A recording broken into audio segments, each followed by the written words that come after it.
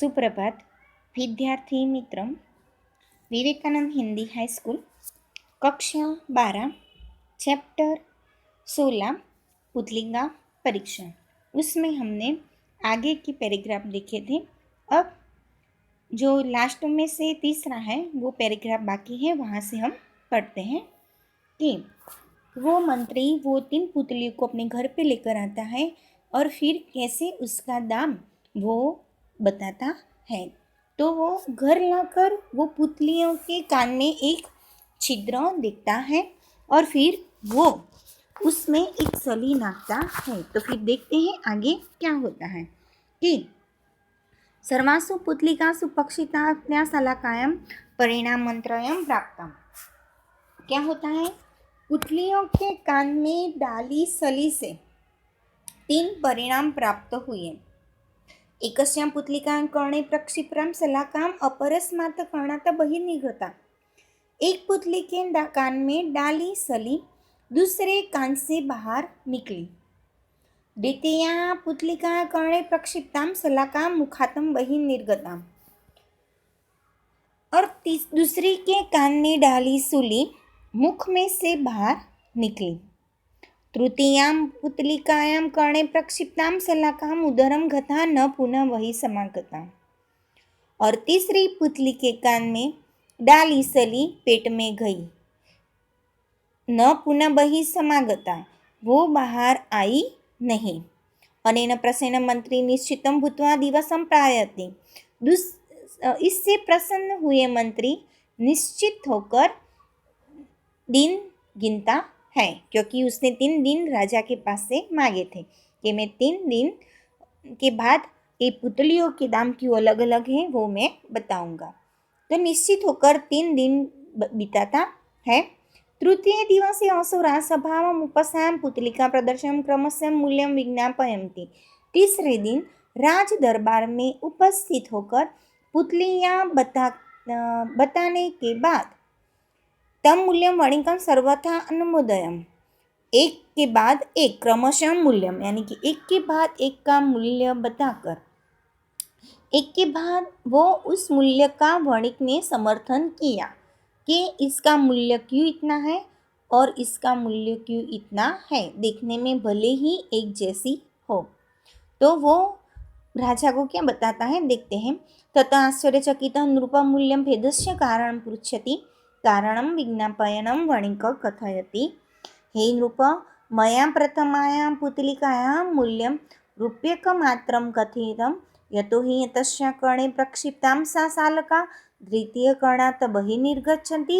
यः जनः हितकरं वचनमेककर्णेन शृणोति अपरस्मात् कर्णात् बहिः निष्कासयन्ति, तस्य मूल्यमपि रूप्यकमात्रं भवन्ति।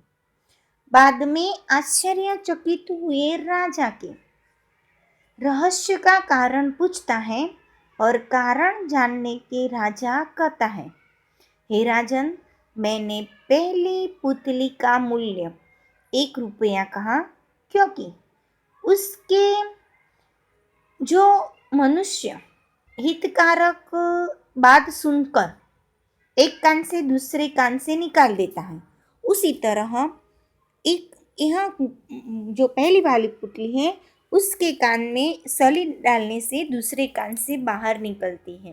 तो ऐसे मनुष्य अच्छे अच्छे वचन सुनकर भी एक कान से सुनकर दूसरे कान से बाहर निकालता है, उसका मूल्य 1 ही रुपया होता है।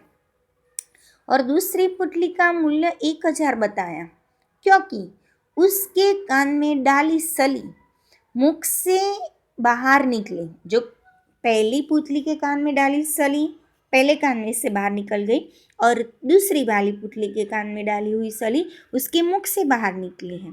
तो एक मनुष्य हितकारक वचन सुन के बाद में उसके उपयोग करता है, यानी कि मुख से भी अपना उस अच्छे वचनों का उपयोग करता है, इसीलिए इसका मूल्य उतना 1000 रुपया है। तृतीया पुतलिका मूल्यं 1,00,000 रूप्यकं कथितं, यतो हि तस्याः कर्णे प्रक्षिप्तां शलिका उदरं गता न प्रत्यावर्तते। यः जनः हितकरं वचनं कर्णाभ्यां शृणोति तदनन्तरम् असौ तत् हितकरं वचनं स्वमनसि स्थापयित्वा स्वजने प्रथा प्रसङ्गं ततः परिपालयति। एतादृशस्य जनस्य मूल्यमधिकं स्यादिति विचार्य अस्य मूल्यं लक्षरूप्यकात्मकं निर्धारमस्ति। अब तीसरी का मूल्य 1 लाख रुपया है, क्योंकि उसके कान में डाली सली पेट में जाती है जो वापस आती नहीं है।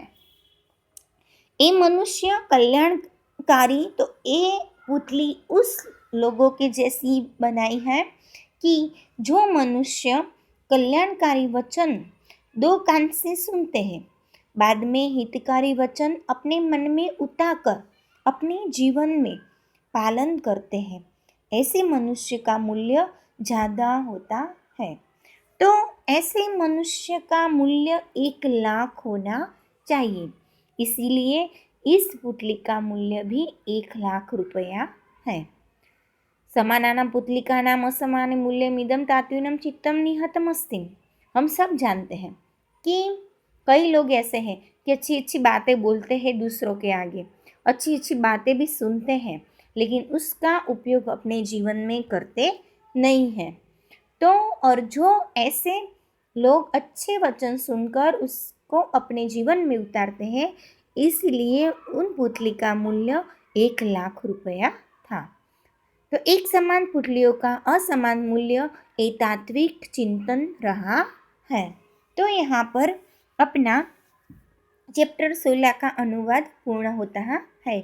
अब आगे के चैप्टर का अनुवाद हम अगले वीडियो में देखेंगे। तब तक अस्तु।